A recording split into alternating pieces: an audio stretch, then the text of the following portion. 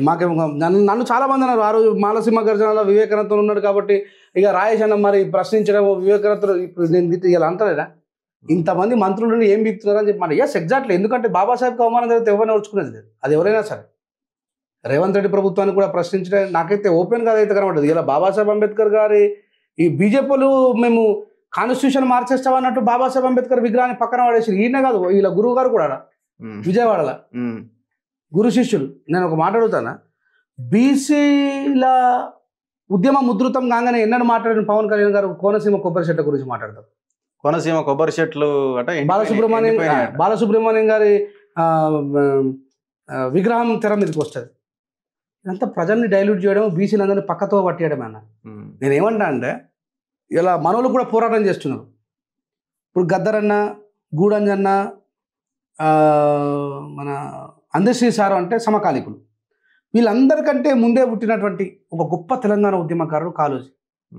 మరి ఆయన విగ్రహం పెడదామని చెప్పి ఎవరైనా ఆలోచన చేసిరానా గతంలో కేసీఆర్ గారు కానీ ఎవరు చేయలే ఇప్పుడు ఒక్కొక్కరు తెర మీదకి వచ్చి బాలసుబ్రహ్మణ్యం పెడదామనగానే మనం డొల్లి చాలు చేసినాం మరి పెట్టడం కరెక్టా మీరు అంటున్నారు నేనేమంటున్నా అంటే ఇద్దరికి ఒక విషయం చెప్తా బాలసుబ్రహ్మణ్యం గారి విగ్రహము ఆయన ఒక కళాకారుడుగా గుర్తింపు తెచ్చుకున్నాడు దేశవ్యాప్తంగా మనోళ్ళు ఏమంటున్నారు స్వరాష్ట్రమై తెలంగాణ స్వర్ణయుగం కావాలనే ఒక పదం ఉండడం వల్ల నేను పాడలేను అన్నాడు అదే ఆయన వ్యక్తిగత అభిప్రాయం ఇప్పుడు మన తెలంగాణలో తుమ్మల తలసాని వీళ్ళంతా మన తెలంగాణ కోరుకున్నారా తెలంగాణ కోరుకున్నారా ఉమ్మడి తెలంగాణ కావాలన్నారు కానీ ఆర్టికల్ 3 ఏం చెప్తుంది వాళ్ళకి వద్దన్నప్పుడు వాళ్ళని వేరు చేయమని చెప్పినారు కాబట్టి మనకు తెలంగాణ అయింది నేను ఇక్కడ ఒక విషయం చెప్పదలుచుకున్నాను ఇప్పుడు ఆంధ్ర ప్రజలకు ఏమంటారు అంటే ఇప్పుడు బాలసుబ్రహ్మణ్యం విగ్రహం పెడితే వద్దా అని చెప్పి వాళ్ళు అంటారు ఒక బాలసుబ్రహ్మణ్యం గారి విగ్రహం పెట్టడం కోసమే మీకు ఇన్ని అడ్డొస్తున్నాయి కదా తెలంగాణలో మాట్లాడుతుంటే ఇప్పుడు వీళ్ళది కూడా ఆత్మాభిమానం దెబ్బతిన్నట్టే కదా ఒక పదం ఉంటే ఏమవుతుంది యాజ్ ఎ ప్రొఫెషనలిస్ట్ మీరు వాడకపోతే మళ్ళీ అదే ఆంధ్ర రాష్ట్రానికి చెందిన రామకృష్ణ గారు వాడేది అదే ఆంధ్ర రాష్ట్రానికి చెందినటువంటి కీరవాణి గారు మ్యూజిక్ చేసి మళ్ళీ తెలంగాణలో రామకృష్ణ విగ్రహం వద్దంటలేరు కదా పెట్టండి ఆయన విగ్రహం అంటున్నారు కదా దే షుడ్ రెస్పెక్ట్ అదే అంటున్నా కదా మా రాష్ట్రానికి గౌరవం ఇచ్చి మా పాట పాడినందుకు రామకృష్ణ గారి విగ్రహం అంటారు ఇక్కడ ఆంధ్రప్రదేశ్ లోపల ఉన్నటువంటి మత్తును కూడా తొలగిస్తారు ఒక్క బాలసుబ్రహ్మణ్యం గారు యాజ్ ఎ ప్రొఫెషనలిస్ట్ అయినటువంటి సింగర్ గారి విగ్రహం పెట్టడంలో మీకు ఇంత అడ్డొస్తే భారత ప్రజాస్వామ్య వ్యవస్థను సృష్టించిన డాక్టర్ బాబాసాహెబ్ అంబేద్కర్ గారి పేరు మాజీ గౌరవ ముఖ్యమంత్రి జగన్మోహన్ రెడ్డి గారు కోనసీమకు పెడితేనే ఓర్చుకోలేరు మీరు ఇప్పుడు మాట్లాడితే సమాజం చెప్తారు వీళ్ళు ఒక జిల్లాగా పేరు పెడితే ఓర్చుకోలేరే మీరు అభిప్రాయాలు వితండవాదం అన్ని ప్రజలలో ఉంటుందన్న సో దాన్ని అర్థం చేసుకోవాలి ఎప్పుడైతే ప్రేమ ఇప్పుడు నాకు పృథ్వీ అన్న ఆ మాట నాకు మంచిగా అనిపించింది రామకృష్ణ గారు పాడి ఇట్స్ ఎ ప్రొఫెషనలిస్ట్ సరే ఇప్పుడు నేను బాలుగారిని తప్పుపట్టాను ఎందుకంటే రాష్ట్రం కలిసి ఉండాలనేటువంటి ఆలోచన ఆయనకు ఉండొచ్చు కానీ ప్రజల యొక్క ఆవేదన నేను ఆపలేడు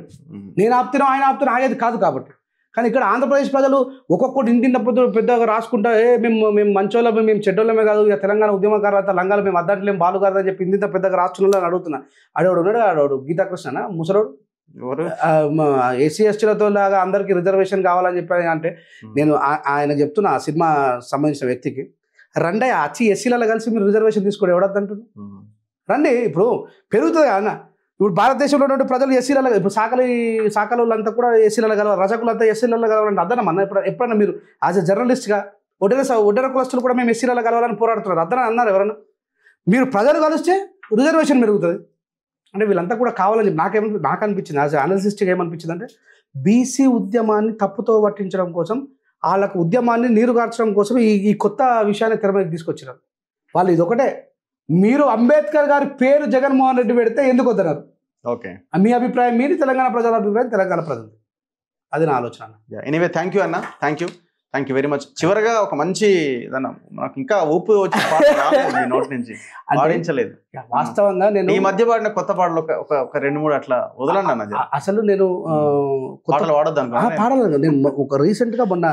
అయ్యప్ప స్వామి లాస్ట్ ఇయర్ మాల మీద ఉన్నప్పుడు మాల మీద ఒక స్వామి రెడ్డి ఆయన పేరు నాకు గుర్తులేదు భార్య వాళ్ళ అమ్మ నాన్నని తీసుకొచ్చి ఇంట్లో పెట్టిన ఎన్ని రోజులు అనుకుంటారు వీళ్ళు అని చెప్పేసి ఆమె తలకాయ నరకేసిండు మాల మీద ఉండే నరకేసిండు అప్పుడు ఓ పాట రాస్తా ఎందుకయ్యాడదంటే ఇంత ఘోర కక్ష అమ్మలా జన్మనిచ్చినందుకై శిక్ష అర్ధనారీశ్వరుడా ఆజ్ఞను వేయిస్తివా, అడుగడుగు గండాలు మా బ్రతుకై ఎందయ, తరతరాల ఈ రాతలు రాసినవ బ్రహ్మయ్య, ఎందుకయ్యా ఆడదంటే ఇంత ఘోర కక్ష, అమ్మలా జన్మనిచ్చినందుకై శిక్ష, అడుగడుగు అడ్డంకులే ఆడవారి బ్రతుకు, ఎదుగుతుంటే చేయూతను ఇవ్వరు అసలెందుకు, ఇంట్లోన అన్నదమ్ముడితో పోటీ పడనివ్వరు, బయటకెళ్తే కట్టుబాట్లతోని ముందుకు పోనివ్వరు, లక్ష్మీదేవి అంటూ మమ్ముల లాకరులో బంధిస్తారు, ఎందుకయ్యా ఆడదంటే ఇంత ఘోర కక్ష, అమ్మలా జన్మనిచ్చినందుకై శిక్ష. అంటే శివుడాజ్ఞ లేనిది సీమైన ఉంటుంది అంటారు. అందరి తలరాత రాసేది బ్రహ్మ. అంటే అయ్యప్ప స్వామి మాలలో ఉండి కూడా పిల్లం తలకాయ నరకేయమని చెప్పి శివుడాజ్ఞ ఇచ్చిందా, బ్రహ్మ రాసిందా అని చెప్పి రాసిన పాట. అద్భుతంగా ఉన్నది. తొందరగా ఈ మధ్య కాలంలో ఈ లాకప్ డెత్లు అంటే ఈ సామాజిక రుగ్మతల మీద కూడా ఇంకా రావాల్సిన అవసరం అనిపిస్తుంది. షూర్ అన్న, నేను ఖచ్చితంగా రాస్తా. ఈ బూటకప్ ఎన్కౌంటర్ల మీద కంపల్సరీ రాయాల్సిన అవసరం ఉంది. నేను రాజ్యాంగ రక్షణ దళ మీద బాగా డిటెన్షన్ చేయడం వల్ల నేను వీటిని ఫోకస్ చేయలేకపోయినా, ఖచ్చితంగా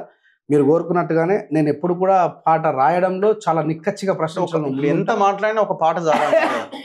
ఎంత మాట్లాడు. 3 గంటల ప్రసంగానికంటే 3 నిమిషాల పాట ప్రభావితం చేస్తుంది. అంతే, దాంట్లో తిరుగులేదు. ఇంకా తప్పకుండా రాస్తాను. ఎనీవే, ఈ మధ్య కాలంలో రాసిన పాట ఏమన్నా వదలబుద్ధి కావట్లేదు నాకు. ఈ మధ్య రాసింది పాడేసిన రాయాలన్నా ఇంకేమన్నా ఈ మధ్య ఆర్టికల్స్ రాస్తున్నా. ఆ మధ్య అంబేద్కర్ గారి మీద రాసిన పాటనే తప్ప ఇంకేం రాయలేదు. ఆర్టికల్ రాస్తున్నా, ఒక 100 ఆర్టికల్ తెరకెక్కించాలనేటువంటి ఆలోచనలో ఉన్నా కాబట్టి పెద్దగా నేను ఈ స్క్రిప్ట్ మీదే ఎక్కువ వర్క్ చేస్తా ఉన్నాను. చూద్దాం. ఎనీవే, థ్యాంక్ యూ అన్న. Thank you very much. ఇది రెంజల రాజేష్ గారితో స్పెషల్ ఇంటర్వ్యూ. చూస్తూనే ఉండండి మన తొలి వెలుగు.